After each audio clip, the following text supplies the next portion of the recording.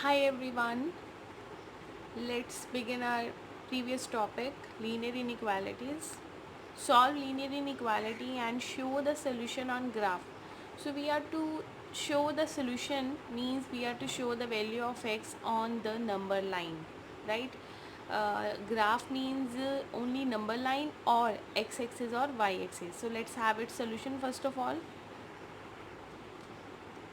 So x वाली terms combine करोगे आप और कांस्टेंट टर्म्स को कंबाइन करोगे. X is less than 3. तो एक्स लेस देन 3 का मतलब ये है कि सबसे पहले हम नंबर लाइन ड्रॉ करेंगे.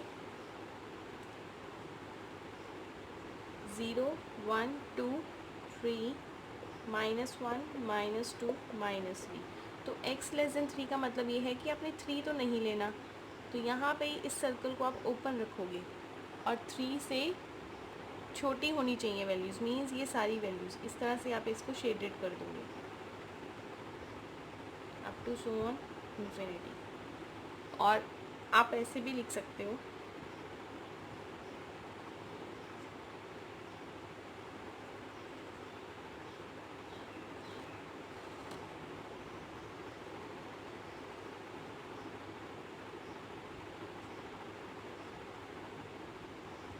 माइनस इन्फिनिटी से 3 ओपन, राइट. तो इस तरह से आपने सोल्यूशन नंबर लाइन पर ड्रॉ करने हैं, प्लस आपने ये भी आंसर देना है साथ में. Again we have next question number 20. First of all we will take LCM. LCM will be 15 cross multiply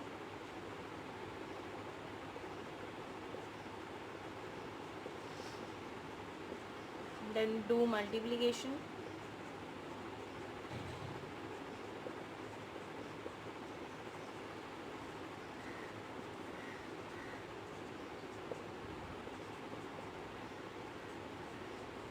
Now again do cross multiplication.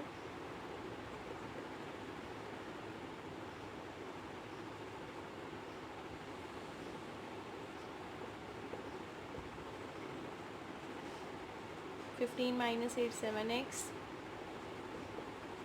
Then x is greater than -2/7. -2/7 is 0.28.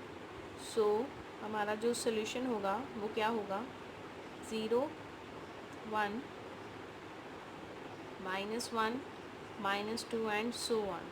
तो यहाँ पर हमने लेना है -0.2. -0.2 यहाँ पर आएगा. इसको हमने शेड करना है क्योंकि यहाँ पर इक्वालिटी गिवन है, इक्वल है, मतलब 0.28 आपने लेना है और उसके बाद वाले सारे ही लेने हैं. तो सोल्यूशन क्या होगा, सॉरी बड़ा लेना है, वेट गलत कर दिया मैंने.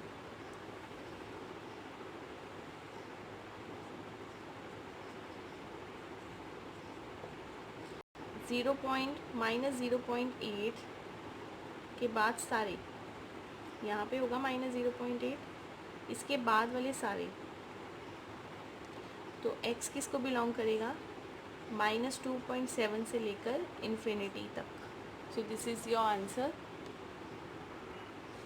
Let's do question number 21. First of all let's have it's statement.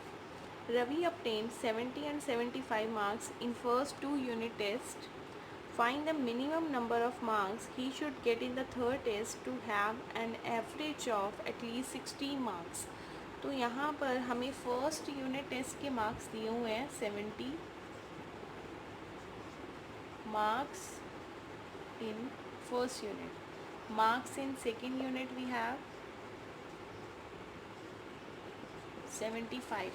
और जो थर्ड यूनिट है उसको हम एज्यूम करेंगे marks in third unit is equal to x. तो हमें दिया हुआ है average of all the 3 marks is at least 60. At least 60 मतलब 60 या 60 से ज़्यादा हो सकता है. एटलीस्ट 60 मीन्स 60 या 60 से ज़्यादा हो सकता है. तो सबसे पहले इसकी एवरेज निकालेंगे. तो एवरेज क्या आएगी, sum of observation upon number of observation you have done in grade 10th.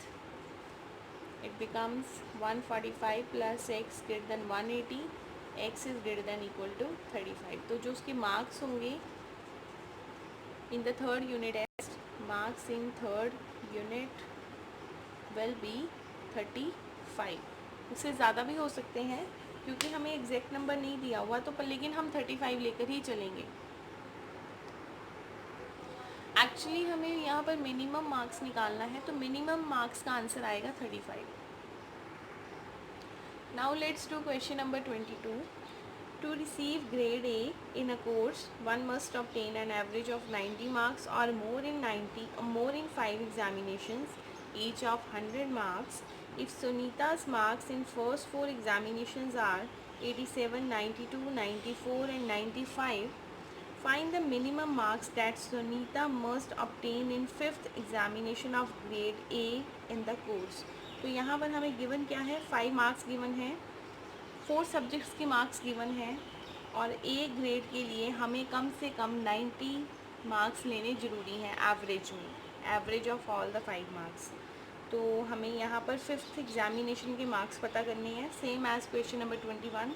First of all we will write all the given.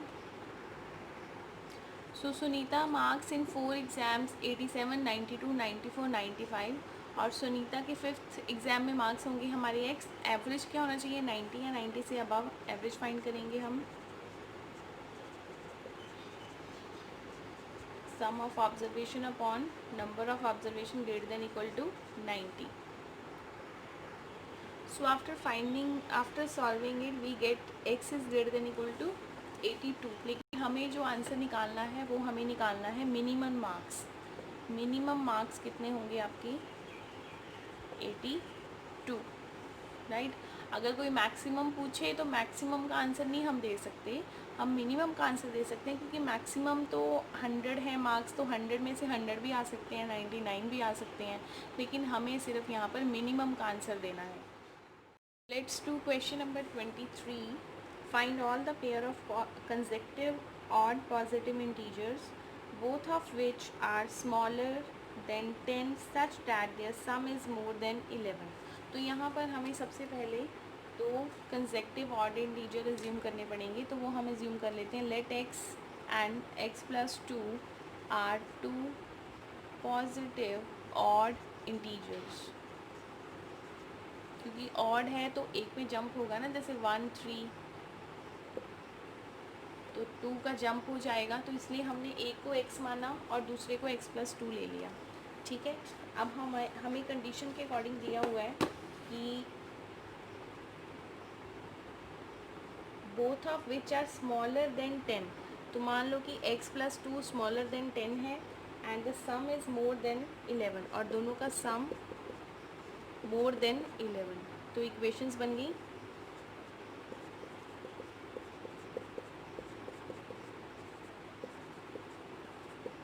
तो यहाँ से हमें क्या रिज़ल्ट मिला कि जो x है 4.5 से बड़ा है और 8 से छोटा है. तो हमारे पॉसिबल ऑड नंबर्स कौन से होंगे यहाँ पर, 4.5 के बाद ऑड नंबर आएगा 5, और 5 के बाद 6, 6 के बाद 7.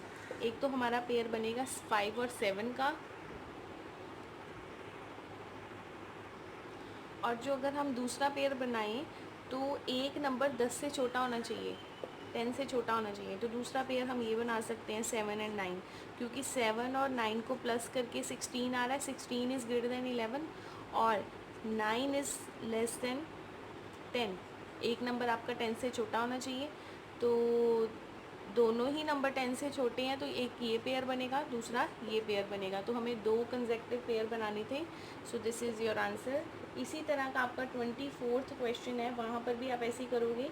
x और इवन इंटीजर्स लेनी है, जैसे 2 और 4 है इवन इंटीजर्स, तो फिर आप 2 का जंप लोगे तो वहाँ पर इवन इंटीजर्स होंगे आपके x और x+2, x+2, और इसमें से एक नंबर लेना है आपने 5 से बड़ा. तो आप चाहे x को ही ग्रेटर देन 5 ले लीजिए and the some is less than 23. इस तरह से नेक्स्ट क्वेश्चन भी हो जाएगा, इजी है.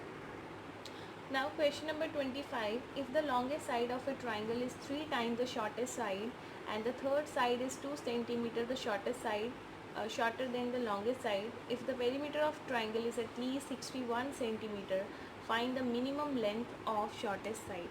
तो सबसे पहले हम एक ट्राइंगल की, इसको हम लॉन्गेस्ट साइड ले लेते हैं z को.